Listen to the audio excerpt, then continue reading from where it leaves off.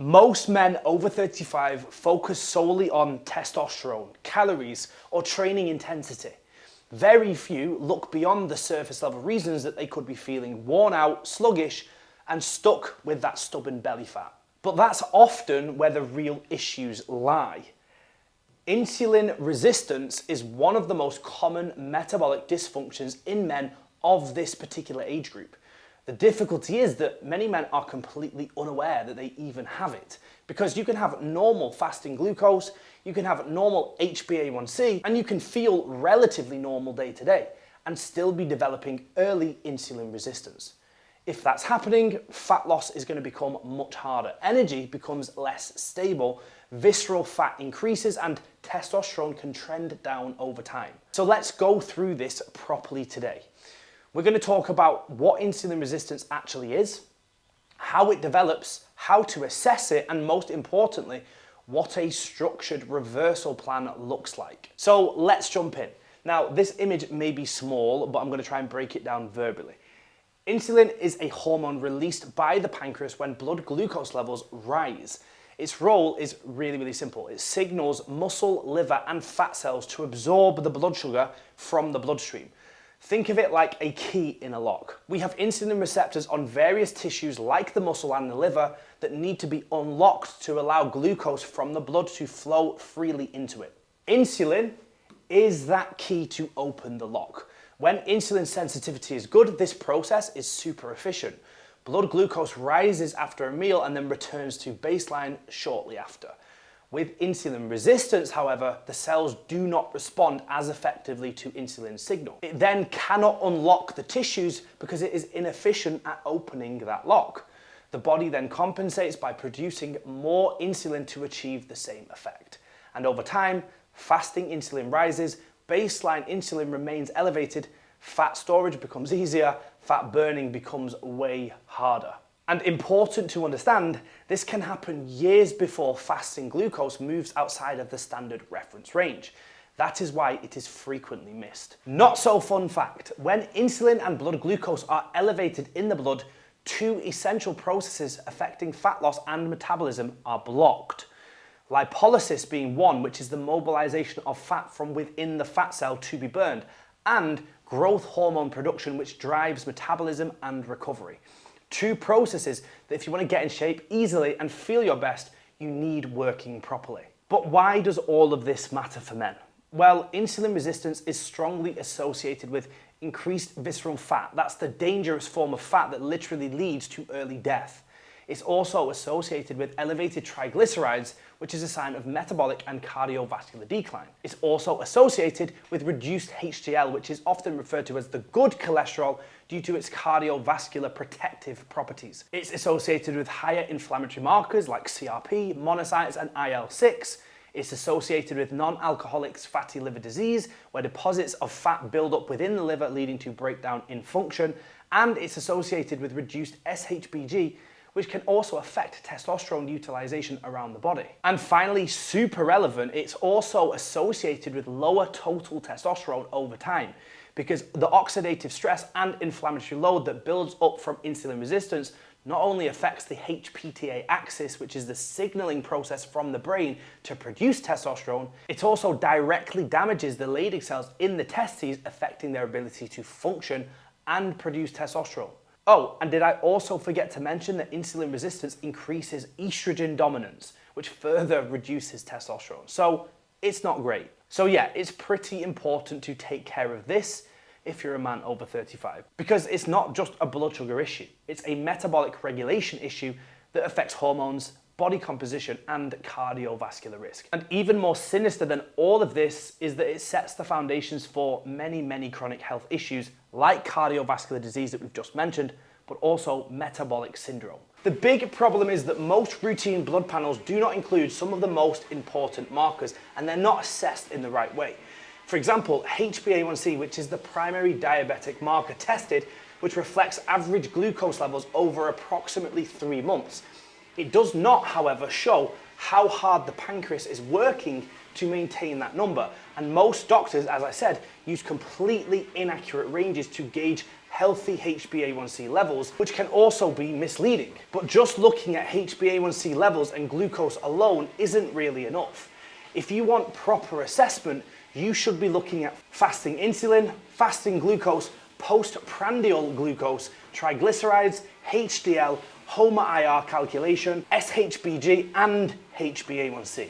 That gives you a much clearer picture of overall metabolic function. But let's talk about how insulin resistance develops so you can gauge whether it's something you should be looking into for yourself. The truth is, it is rarely caused by one isolated factor. Most commonly, it is the combination of chronic overeating leading to weight gain, high refined carbohydrate intake, particularly alongside a high-fat diet, low muscle mass, sedentary behavior, chronic psychological stress, sleep restriction, circadian disruption, and progressive visceral fat gain. Repeated high insulin exposure combined with low muscle activity reduces sensitivity over time. Add chronic cortisol elevation and you've got the perfect storm. Now, very few people know this, but when cortisol is elevated from stress, it increases glucose output from the liver. This is an ancient survival mechanism to provide the bloodstream with some fast and efficient energy to either fight or flight under states of stress.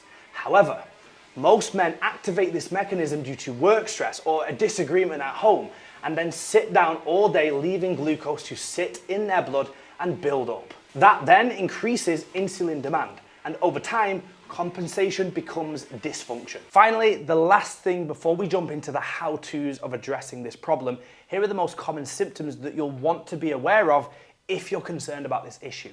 Number one are things like brain fog, energy crashes, poor sleep, constantly feeling hungry and craving sugar in particular, stubborn belly fat that won't shift for the reasons we've already spoken about, low drive and low motivation. You may also experience things like fluid retention and bloating. And you may also experience that skinny fat look where you have very little muscle tissue, but you also have a little bloated belly. And there are many more symptoms that can indicate that you have insulin resistance, but the best thing you can do is do a full symptoms assessment to see which boxes you are ticking. Now, the moment you've all been waiting for. Let's go through what to do in a simple step-by-step process to address insulin resistance. Number one, reduce excess body fat. If you're carrying excess body fat, especially centrally, reducing it is central to improving insulin sensitivity.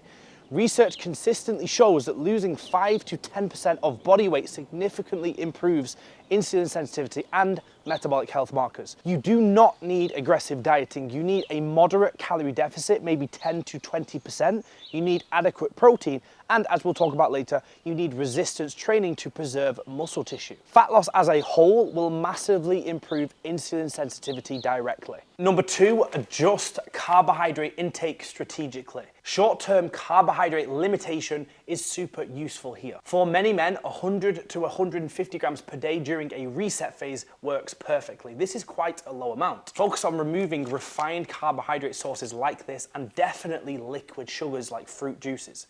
Liquid calories are particularly problematic because they create rapid glucose spikes without the fiber to slow down the absorption. You want to keep your carbohydrates primarily from things like vegetables, from fruits like bananas, and also moderate portions of whole food starches like bananas, like potatoes, like sweet potatoes, and things like that. Ensure the main staple in your meal is protein, aiming for about 0.8 to 1 grams of protein per pound of your body weight daily. Higher protein intake improves satiety first and foremost, and it also stabilizes blood sugar response. Number three, build and maintain muscle mass. This is one of the most important things you can do.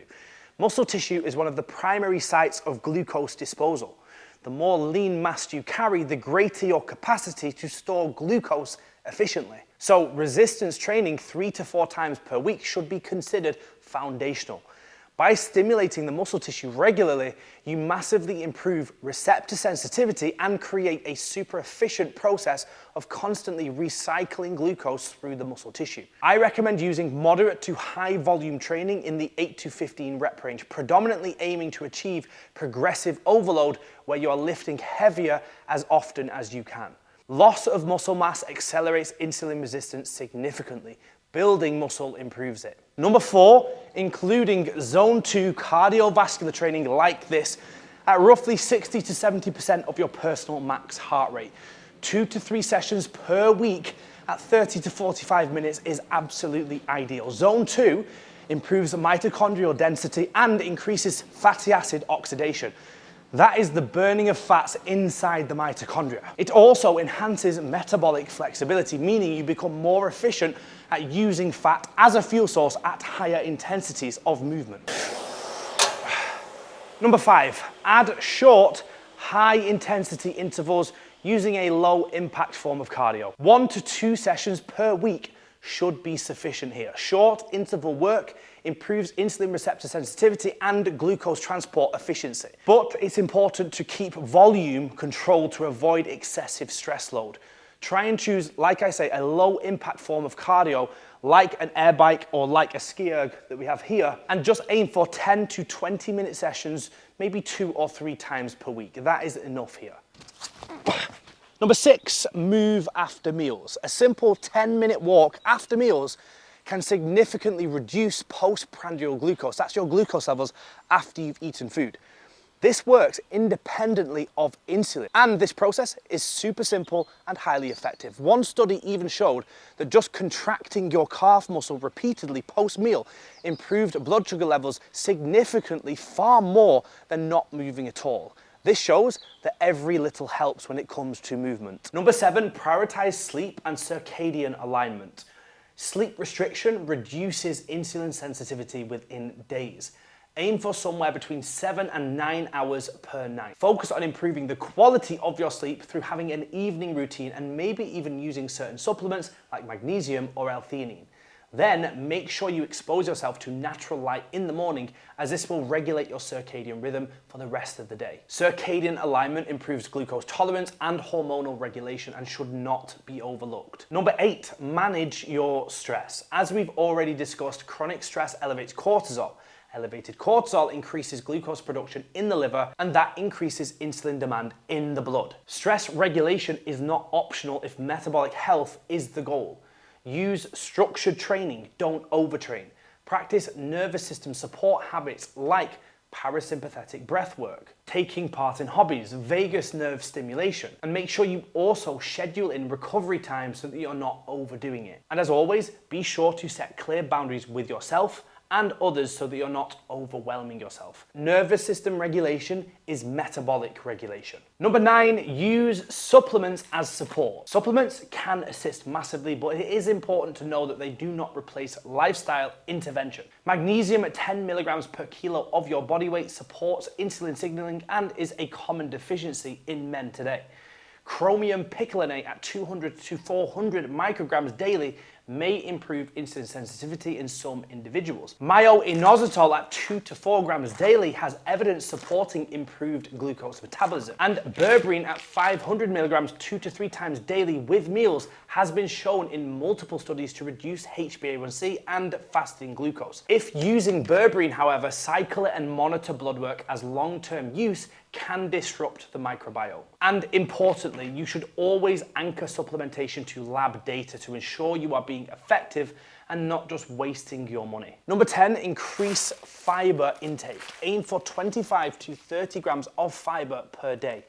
Dietary fiber slows glucose absorption and improves postprandial blood sugar control. It also supports gut-mediated metabolic signaling pathways. So just ensuring that you're consuming sufficient veggies with meals will be really, really powerful here. As a rule of thumb, your plate should look like 1 to 2 palms of protein, 2 palms of fibrous, non-starchy vegetables, a small amount of fats, and during the early stages, limited carbohydrates that are placed predominantly in your pre and your post-workout meals. So if you're a man over 35 and you feel as though this may be an issue for you, maybe you've got the symptoms, maybe you've lived the lifestyle, maybe you even have the blood work to prove it, this protocol is for you. And the positive thing here is that insulin resistance is modifiable with structured intervention like this. Take my client Andy, who reversed his type 2 diabetes diagnosis in just over 6 months with a very similar process, and his doctor could not believe his eyes. He's now completely medication free. As did my client Lee, whose glucose markers were in the high end of diabetic,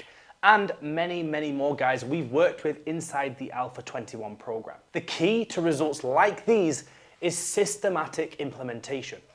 Test, don't guess. Apply a protocol based on precision and biological requirements. And then of course, adjust as you go. Train properly, sleep properly, and one of the most important things, reduce your overall fat levels.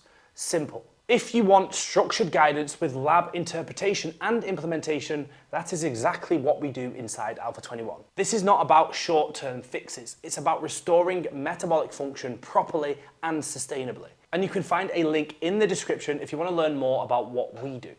For now though, please hit subscribe if you want more content like this on how to optimize your health as a man over 35.